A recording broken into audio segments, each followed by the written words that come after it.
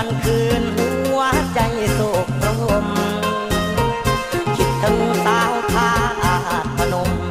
คิดถึงตาคมเลือจากคณะก่อนเคยผูกพันร่วมกันครั้งหนึ่งผ่านมาข่าวไปในงานบูชานมัสการพระธาตุพนมขันหนึ่งมีบ้านหัวใจขันหนึ่งบ่เศร้าคิดถึงใบหน้าน้องเยาว์คิดถึงผ้าเก่าที่เคยสุขสมคิดฮอ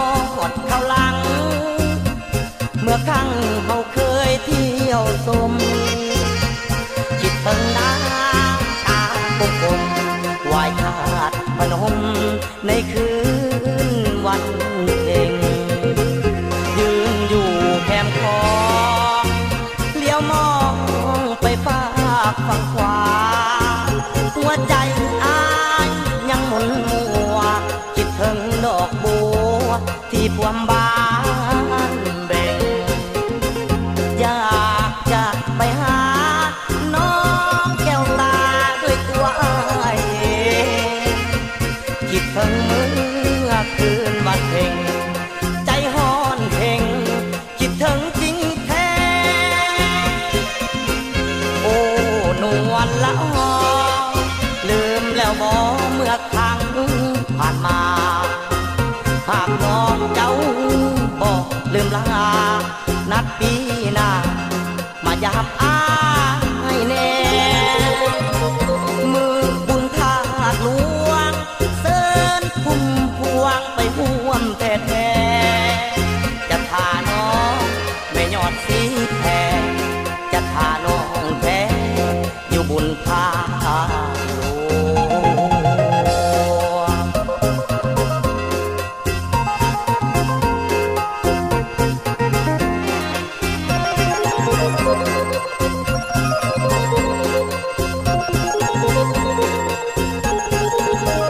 ยืนอยู่แคมป์คลอ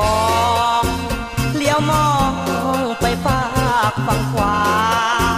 หัวใจอ้ายยังหมุนมัวคิดถึงดอกบัวที่พวมบานเบ่งอยากจะไปหาน้องแก้วตาด้วยตัวอ้ายเองคิดถึงเมื่อคืนวันเพ็ญใจฮ้อนเพ่งคิดถึงจริงแท้โอ้นวลละออลืมแล้วบ่เมื่อครั้งผ่านมาหากน้องเจ้าบ่ลืมลานัดปีหน้ามายามอ้า